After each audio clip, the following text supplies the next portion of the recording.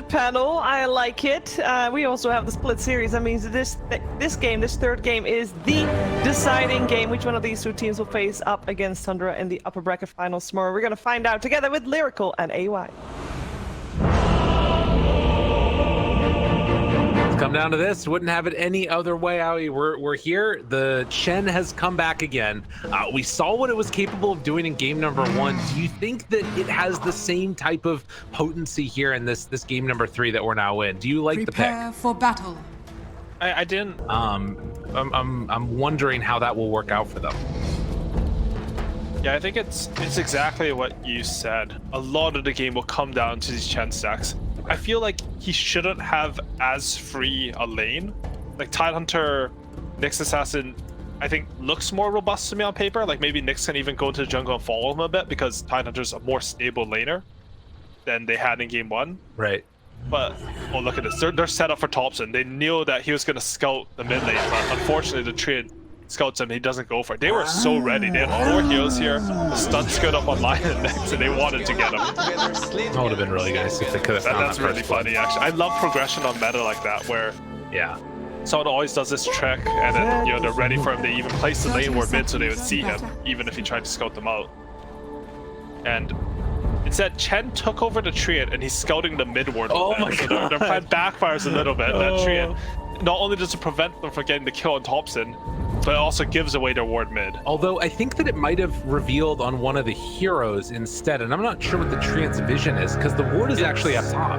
If you wrap around the tower, like if you click that ward, it does see just past that top tree, so they should know where it is. Okay. The hero was from the left, so they probably wouldn't see it there, but who knows? It's very hard. I mean, it's easy for us with full vision, and like, I'm able to click the ward, but for the players, it's not the same. Ooh, good deny by LTW on the bounce rune bottom as well. And No-Tail, he does spout it out right away. So this is nice for him. Able to get that D ward taken, and No-Tail, will he pay the price? The right click's coming in. The lane stage hasn't even started yet, but Gush slow wears off. No-Tail able to walk away. This is not good for Nigma though. I would take that trade on No-Tail any day. He gets a D ward, and then they follow him for so long. So Mel's gonna get a free like 2 or 3 denies here, and free CS. That's great. They did get all the bounce runes on Nigma though. 3 bounce runes and 1 deny, so that's a big start for them. An early good start up there in the top lane, and we'll see if they can sort of translate that into more. The other thing is they actually haven't blocked out this camp, so Kuro's going to need to body block it, and that does leave open the other camp to spawn as well. We'll see if No-Tail tries to take over some of those creeps in the early goings to get some pressure on there. As mid lane, Thompson taking a lot of sideblade damage there from Miracle. Is under attack. Yeah, TA, it's not an easy matchup, and Miracle has looked consistently just so good against Thompson. I don't know if it's just sort of a player thing or there's some skill differential, what's going on, but Miracle's looking really freaking good. Honestly, sometimes it's just the 2 mid players specifically. I remember Miracle, he wouldn't go mid against no one back when like they were the 2 of the best mids in the world. Just because no one always had the edge on him, Liquid would always send Matumba Man against no one instead. Right. Whereas, in this matchup, like Thompson, I mean, he won 2 TIs. He's clearly a tier 1 mid player. His laning got really good in the last TI especially, but Miracle seems to have his number this series. In the head a little bit there. Looking pretty solid doing it as well. So we did see as the Sideblades continue to rain in on him there, Kuro getting kind of bullied back up top by No-Tail, and is going to be able to go for that D ward on the small camp as well. As he took over the Wild Wing Ripper little guy. At least in the early goings, no lane appears to like get completely dominated here. Definitely the Mag is ahead of the Tidehunter. 2 camp, but actually looking for that catch now for a punch down on a No-Tail. This will be big, and mind control. Able to draw first blood. Kuro goes down afterwards, but that's great for the Tide. Yeah, that's huge. I think both of the last games, mind control had really rough off lanes. This time he's against a Magnus Chen. I know Peter mentioned it on the panel, but he said Chen is a pretty weak laner, and I completely agree. Every time I pick that hero, I lose my lane. That's why I don't play him anymore. I think the fact that Nigma are punishing in this game is really important, just from like a drafting out. Like, you need to win lanes you're supposed to win in Dota. they're able to do that now. Well, I mean, it's still not winning necessarily, right? Like they're still behind in CS, but at least they're starting to catch back up a little bit with that kill and gain a good wave pressuring into them. In the meantime, though, Miracle sitting in the mid has been able to get significantly more denies, and you can see that Topson trying to make up for this by heading back to the jungle and farming up the small camps, as well as getting a bottle refill on the bounty. To wait for that voice line. It's too good. Classic.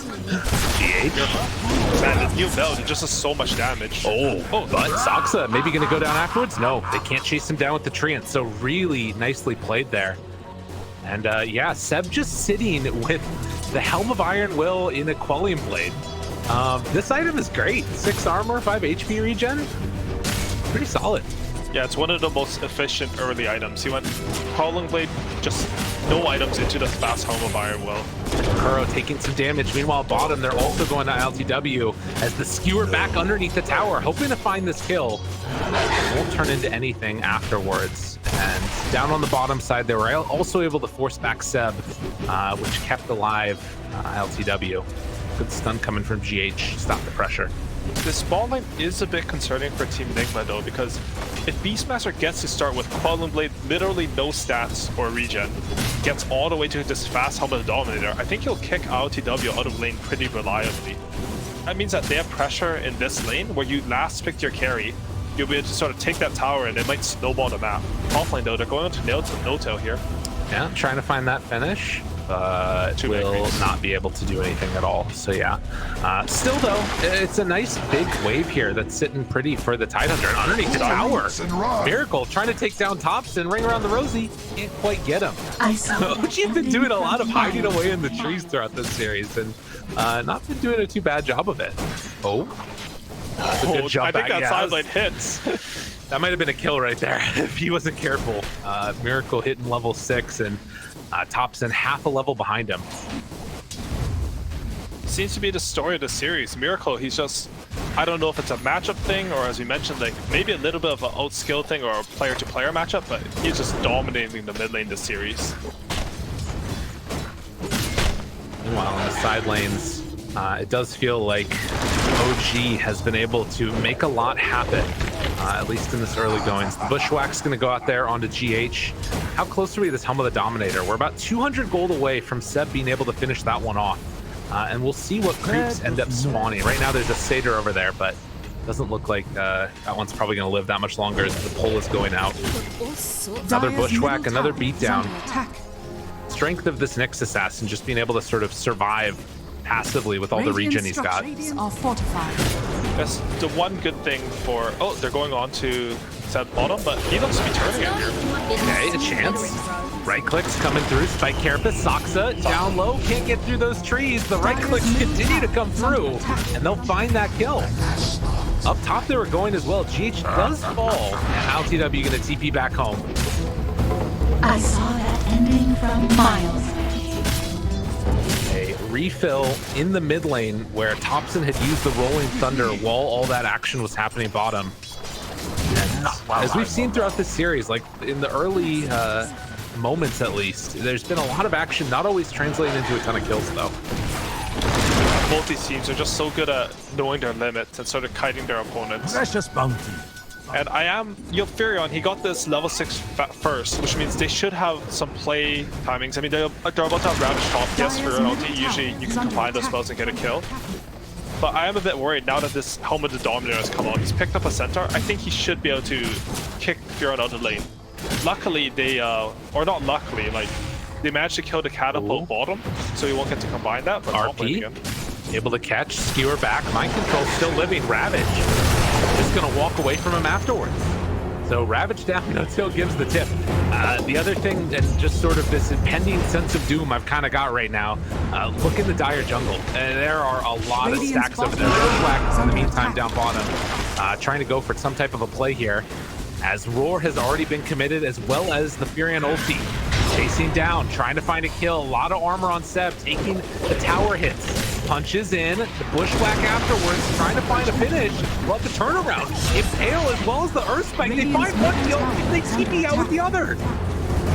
Ceb getting slowed down, and the body block's coming in from the tree, seeing if they can find a chase down, and they're going to. Look at these body blocks, just encapsulated in the trees, and GH is the one that cleans it up. Good stuff from LTW. I was scared about the helm timing, but LTW with the perfect micro and perfect play, they managed to bait in the Beastmaster under the tower. They get this huge turnaround, and that's a mistiming for OG right there. Look at this. They're going mid. Yeah, I mean, Sumail's getting this farm, as you said, going in mid, trying to take down one. Kuro down low. Only Thunder not going to get thrown. Oh my God, the sidestep. Sasha goes in a bit too deep, gets punished by Miracle. Thompson now trying to get the finish off there, and will be able to secure it as he just rolls on out of there. But in the meantime, this is all space being created. Mag skyrocketing up the net worth. Dire's top tower More is stacks under being attack. created. TP and top by Furion. He has level 4 champs already. One of the benefits of running this core Ninja Prophet, and getting this tower would be huge for him. Just opening up the map, it'll sort of allow the ancients to be more protected in a sense, because if you can push lanes further in, it just gives you more info, and Miracle will be safer because of that. Thompson. Swashbuckle away. As down bottom, they are kind of setting up. What's the goal here? Are they trying to take the tower of their own on OG? For sure, they want to take the tower. They have the helmet of the Dominator, but because they're not catching anything here. Because of that first play made by LTW and the really good TP from Kuroki, this tower is almost full HP. They have no real pressure on it. Now, you can sort of see the panel was talking about. Tidehunter has always been a Beastmaster counter in Dota. And this is why. If you get to the point where Tidehunter can sort of sit under the tower, it's very hard to be a real Beastmaster. I mean, if they can't kill bottom tower, I don't see how OG's lineup functions, to be honest. They need to bring everyone here.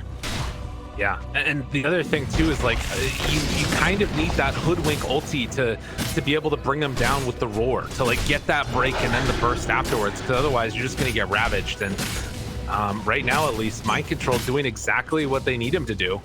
And you can see just surrounded here by 3 different heroes, but they can't make any type of a move. Mind Control throws it out. Roar is there, but the Impale comes afterwards, and Ceb in trouble, going to fall. They get his creep too. And I mean, they're gonna try and pressure this. Tower down to about half HP, but just throws out the anchor smash, right-clicking down this catapult. It's not working right now for OG. Nigma coming up with the answers. And I feel like Kuroki or whoever suggested this in the draft, maybe it's RMN, their coach, they've sort of outstratted OG in this game. I mean, there's a lot of stacks that OG took, but just the fact that you cannot take your enemy safe in tower if you're playing Beastmaster. Oh, GH. Oh, the stun afterwards. Kuro finds that kill. Sumail might be able to play a little bit of cleanup, but taking down that Pango right there for the line, you'll take that trade every day of the week. Dire's bottom tower For sure. is under attack. Look at this, like you're even pressuring the enemy offlane tower with Tidehunter. I mean, I don't know if he's going to, but he could tank that tower with the level 3 package. Okay, he chooses not to. But this isn't looking like the Chen of game 1 at all. No. Their safe lane tower is dead. They can't take any towers with the creeps. And meanwhile, I mean, Sumail is farming a lot, but Miracle has been free farming on TA. Yeah, I think that this TA, I mean, granted, not a ton of stacks being taken for him, as well, they do find LTW. And in some trouble, the drums, don't know if it's going to save him here. Roll back through, does a little do-si-do, hides away, jukes it out, and trying to TP out of there. Can they escape? No, the Bushwhack came through for the finish. So a nice chase down. Eventually, they get it in Mind Control tipping.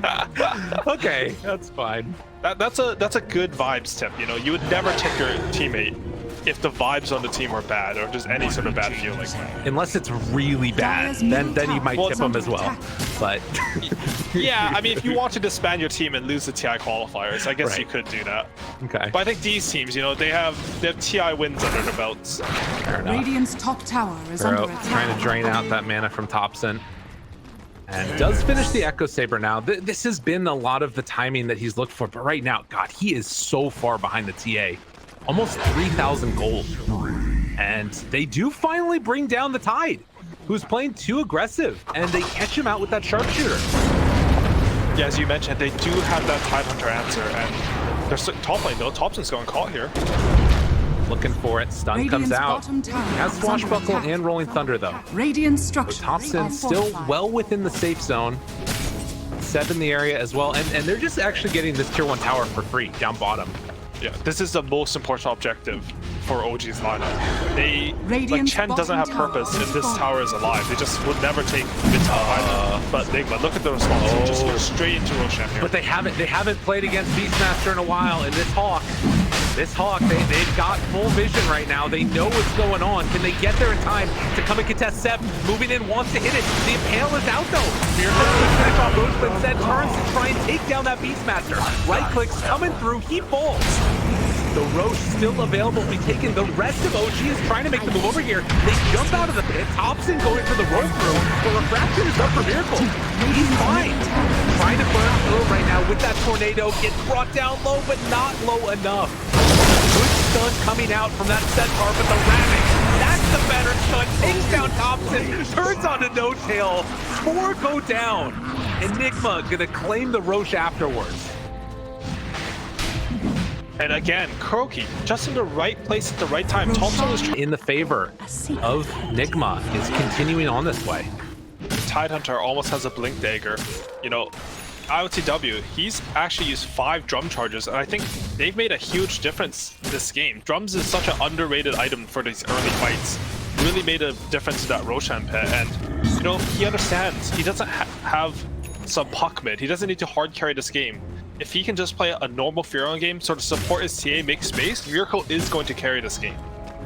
How do you feel about rebuying the drum charges, by the way? Radiant are scattered. I think I've done it like once. Okay.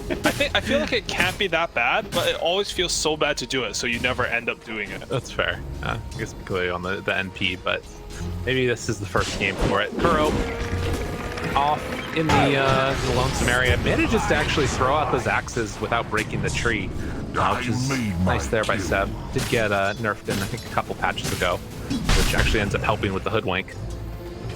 But nonetheless, a nice kickoff while Nigma try and push out all of their side lanes. And I guess what's the play here now for OG? Are they looking to try and, like, does their draft have any other solution besides run down lanes with each other? No, I think the enemy has no Ravage. You need to get a little bit of map control. They would have preferred to get mid lane, but Miracle, as soon as he saw enemy heroes on the top side of the map, he instantly ran to the enemy ancients, farmed that up, and now he's pressuring mid alone. He's doing such a good job this game of, like, they just pushed a tower, top, got a tower kill, and they lost 1,000 gold or more in terms of the team's net worth, just because of what Miracle did. Good play. Again, they have to group together like this, definitely. Thompson really hasn't been able to pull that much together recently. Again, that Roche fight is that area where he's supposed to be like the be-all end-all in terms of carries, rather mid laners, but carrying the fights in those instances, but just wasn't able to connect with it. These BKBs could be another nice timing for OG. Mag is working on one right now. Any other big items that are coming out? Tide has his blink. So they will be able to take advantage if there's like a sort of overextension, and we'll see how it goes. And I think it's not like OG are out of this game. They have the tools to win this game, as you always do when you have a Magnus lineup. If they can land a good sharpshooter onto Tidehunter, maybe burst him before Ravage, I could see them really dominate a team like Miracle mid though. He's getting rolled on. Yeah, Refraction burned through and didn't get his blink out in time. Good Impale afterwards. Miracle trying to live, but that's Aegis down. A rare misplay, but mind control. Trying to catch up with this one. Blinking in, looking for anybody. The spill from those side blades doing a lot to No Tail. Still have Ravage available. Bite Carapace comes out. Sharpshooter afterwards, breaking the Nyx. So Miracle gives up that Aegis, playing aggressively in the mid. Yeah, and OG get out with no losses there. I mean, they used Pango Roll, but that was pretty much it. Well, they also used Hand of God. I guess that's actually quite a long cooldown, but I think they're very happy with that. Miracle with that Aegis, he was like stealing their Ancients, playing up on their tier 2. You're just being such a menace on the map. At least with that gone, if you commit RP and you kill him, you can win the fight off that. I guess that it was only a minute and a half left, but we've seen a couple of times in this series, you know, teams go up with a substantial lead and then things start to fall apart a little bit when they get a little bit too cavalier with their movements. And LTW has a Crimson Guard queued up, by the way. okay. That's kind of cool. It's Jump. an interesting idea for sure. He's really playing the role of sort of like an off-laner for the safe lane this game. And he has the Maelstrom, so he's still scaling, but he does have that full Vanguard, so he's committed. And this does get a little bit scary too. Like you talk about, like with the Beastmaster being there to potentially roar the TA if they can all dogpile onto Miracle. It could be a problem here. Obviously, Aegis is going to be the big answer to that, but having just lost it, what are they going to find now? Radiant are scanning. GH hunting, scouting. LTW down bottom, doesn't have that much mana. Sox is down there as well. But you can tell they don't really feel that comfortable trying to play super aggressively here. Spike Carapace? Did nothing afterwards, can't do it. And it's even reflected a bit in their item builds. I mean, Aeon Disc is a good item, but Saksa is rushing it as a first item. He just feels like he has to be the one to run in and tank the spells. You don't really want Beastmaster to do that, he'll just die. Magnus needs someone to like sort of give him space in the fights so you can get a good RP off, and like, same for Pangler and Chen, they can all run in first. So a cool read from Saksa here, but they're close. Looking for it, they saw this smoke, but they were not able to respond appropriately. Ceb trying to slow him down a little bit there. Mind control, looking for a chase, but it won't come in time. I think they were right on top of that observer ward when they smoked, but OG not quite reading the direction they were going. They almost caught mind control there. Sorry, they almost caught Ceb there because Miracle managed to sideblade him off the hoodwink. You know, he barely missed him with the trap there. That would have been a huge kill for them as well. Sumail does almost have his BKB. That will be their big timing back in this game. You can always like sort of outplay your opponent, you know, get a skewer onto a cliff a la EG, or just burst on the Tidehunter with hoodwink ulti. It'll be something to watch for, definitely. Next tier of items now coming out as well. We're seeing a couple of them. Thompson, thought they were going to try and chase there, but it really feels like they just want to wait for that second Roche that so often is like turned into how these games end up working out, or find a pickoff, but definitely not committing anything over the river substantially without that. The OG want to try and hit a timing though with this BKB and make a move themselves. They are kind of grouping in the same area, but not smoking yet. I think they should feel like they want to. Yeah, here we go. Here's the smoke. It's just a casual two-man smoke, though. They don't even have the Beastmaster in it. I think they thought that TA was real. The illusion. Yeah, because they're just breaking it instantly. Noto just goes to D-ward. Yeah, that illusion rune making the difference right there. Standing in the same place that Miracle might have. And they end up wasting a smoke, unfortunately, on OG. And this was sort of their big timing. It's when they had BKB, TA didn't. Miracle is very close to his own. As soon as he gets that, you'll have the BKB, you have the Crimson Guard coming up for Nature's Prophet. And he's even, honestly, his build is really cool. Like Crimson Guard AC drums. He's providing so much to his team just by standing around in the fights. I mean, his right clicks are no joke either, to be honest, just with Drum's Maelstrom. Right. And I guess the other thing too is like, as this game goes later, you're just losing some value because of that Chen. Like Lion is going to be super effective into the later stages. Nyx is going for this Aghanims. If GH can get to that, that's going to be really strong as well. So like, yes, you're getting some more items on these other cores, but it does sort of feel like, you know, this OG draft was always meant to go for the big push-up. Do you think that like they sort of just need to try and wait for the second Roche themselves on OG and go for that fight at that point? Honestly, I'm not too sure what the best play for OG is. I feel like they have to fight their opponent. But OG's a team that is always willing to fight their opponent if they think they need to. So perhaps they see some timing that they can wait for. Maybe they just need BKB on Pangolier, Beastmaster, and Magnus, so when they jump TA, they won't get counter-ravaged. It's a bit concerning though, because they're like, regardless of Crimson Guard or whatever, LTW is actually farming a lot, being very efficient. And Furion, he has like some 50 stack gain per level, so he will scale. Tidehunter, also one of, yes, 50. Okay, gotcha. Tidehunter, also one of the best scalers into the late game. Just, you know, the Smoke Blink Ravage, always a classic. He will have a refresher at some point in this game. Right. He is currently the lowest of the cores, but still managing to find farm here and there. And you can see just 4 Nature's Prophets have gone Maelstrom into Crimson games since Ti5. And apparently Ceb was one of the first ones to do it. But you can see the strength of it probably in these next couple fights with all the Zoo summon that they've got. ILTW scouted out there. Axe is coming. Soxa tries to connect. There's a catch. Doesn't have BKB, doesn't have a way out. In some trouble, team trying to get there to help him, but he's going to be too late. So efficient farming sometimes leads to a kickoff, and OG take full advantage. And Roche is up in 20 seconds? What? And he has no buyback. This is exactly what OG need. They didn't use the roar. They only used Painkiller roll, so they might try to snowball their advantage here. Dude, that was the most casual, like, most important pickoff of this entire series. This rolled into him. Oh, man. Well, they're going to know that Roche is back up with the TA trap that's in there, but do they scout it on OG? A little bit of Miss Micro, not quite in the pit there, so they don't know yet. Wait, what? This Furion's respawning because the creep just wasn't inside the Roshan pit. They're scouting this maybe 10 seconds too late. Oh, man. And now you've got Nigma. I mean, and because it's Furion, he can get there so quickly. We're going to see how close this is, but it might have been almost dead at this point, and now they have enough time to get in position. Sentry Ward is down. For that opening, they spot gate now. Ravage comes down. It's on all the good BKB afterwards with the skewer out and away. While the roar comes as well. ILTW still living, goes for the sprout to try and buy a little bit of extra time, but Ceb in the pit, super down low. Can't quite find that kill. They buy back on the Chen. ILTW's inside the pit now, still managing to live. RP going to be interrupted, but a triple kill for Soxa. This Hoodwink is doing so much. And with no more Nature's Prophet now, they actually have an ability to take down Roche for themselves. I can't believe it went like that. Wait, how did they lose the fight? I don't know. BKB came out during the Ravage for Sumail is the main thing that I saw there. Oh my god, they got like they didn't even use great RP. smoke wraparound, big Ravage, bursts it down to support Chen right away. I mean, he did buyback and hand to God. Like, I can't believe they lost up. They didn't even use RP during that fight. Tower is under attack.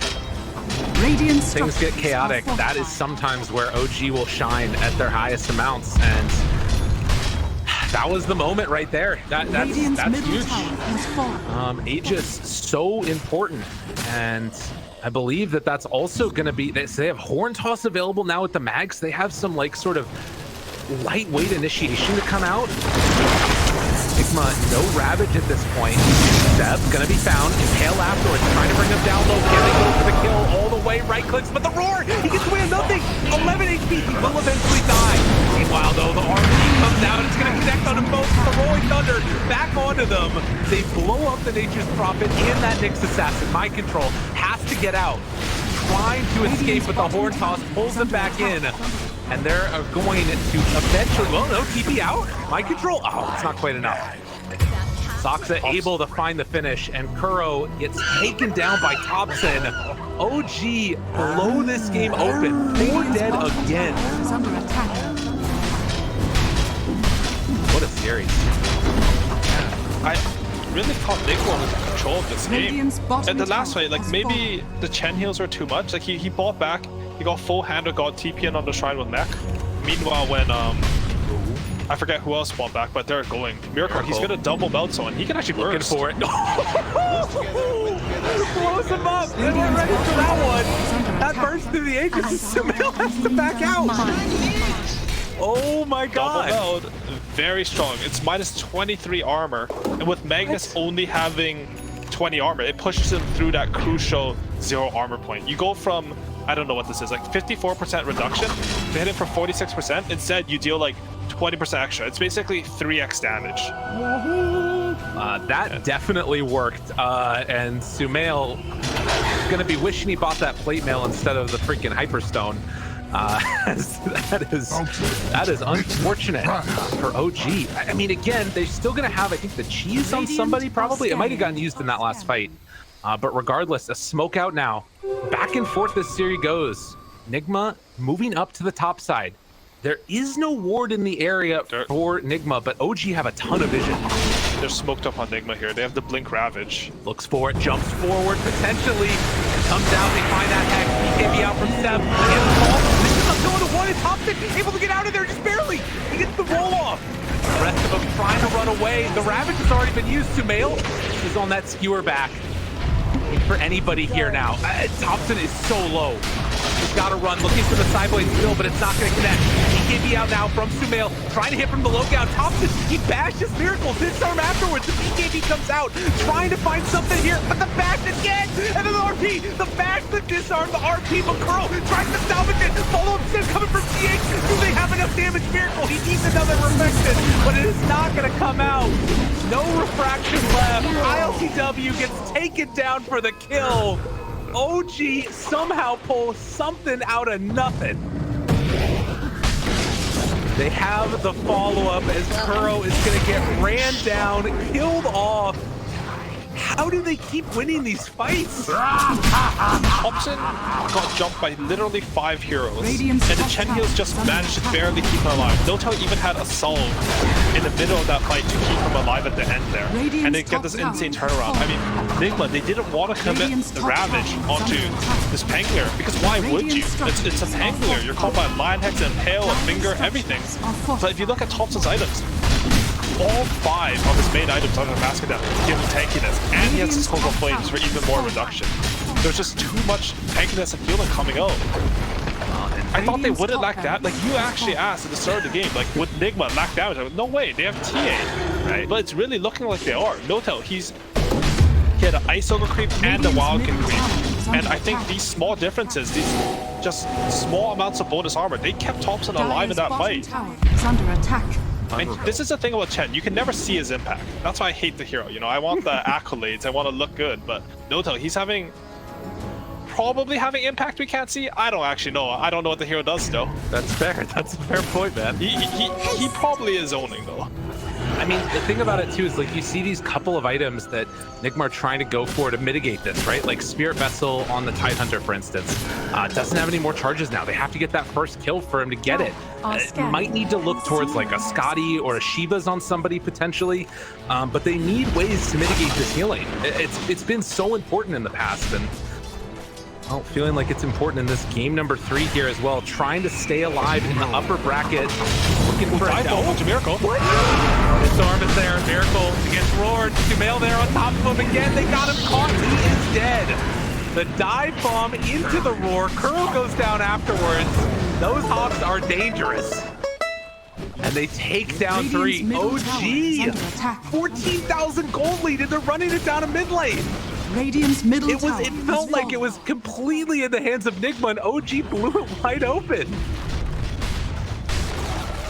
This is crazy coming out from OG. These heroes that you don't necessarily expect to dominate this meta. The Beastmaster, I thought he wouldn't be able to play Dota this game because he couldn't take the same tower. But he's managed to just have so much impact. Vision for nothing. I mean, the Hall stunning TA. Who does that? Look at this. They're absolutely owning it right now. And OG setting their sights on the tier 4 towers afterwards. They gotta bring heroes home. Look at how quickly these tier 4 towers are going down. They get buyback now on the TA. You got potentially one more shot. Oh wait, he got hit by a sharpshooter. Goes down, has buyback afterwards. They need to buyback on everybody. You have to fight right now. Ravage is up, but OG, they're gonna retreat. They get away again. 22,000 gold. Oh, they're thinking about the fake back. They're ready. You want to see some things? RP into Skewer, into Centaur Stomp. Never mind, Centaur's dead. Rip the dream. Thanks for it. ILTW didn't pop his BKB. Horn Toss pulls it back in. ILTW in no man's land, going to get absolutely murked here. Pops the ult, he knows he's dead. Now the turn, pulls back. Miracle trying to find that kill. Can they do it as they run him down one by one? OG, they can sense it. They want to continue on in this upper bracket. You see, they're still playing it safe. Ceb walks away again. Sharpshooter for round 2. If they can get this kill into mind control, this would be huge. No Ravage yet. Nigma trying to hold out. It's Chen, bro. I don't know. I really don't know. I mean, the way that they're making it look right now, it looks like it. I mean, it's crazy. Because he lost his lane pretty hard this game, right? He was unable to do the early moves. but just the team fight, like the auras combined with the healing, just allowed OG to take a lot of these team fights that I thought they had no business winning. The Roshan one, the one top lane where they jump tops in. Yeah, just incredibly impressive like read on the team fights. I think every fight someone on OG is living on low HP because they're sort of kiting in and out of the fights. They're never afraid to disengage if they think they can take a little bit of a better percentage fight later. You know, they are killing these throne towers very quickly, but they're talking about it like when Miracle buys back, we're gonna run away, and they just ghetto instantly. They lose nothing for 2 buybacks on Nigma. It's fair. And this is exactly what the way that you want to go. But with all their ultis back off cooldown again, gotta be wary of these pesky birds dive bombing in and finding that short stun that allows the initiation afterwards. Toss pulls back 1-2. Niggle comes there. Burrow in trouble. Ravage with the BKB reaction. Immediately there, Miracle got his BKB off as well. The ulti comes out the 1-3, tearing them apart. Oh, and just like that, OG I10 on the tier 4. That's GG. I got a date with Tundra.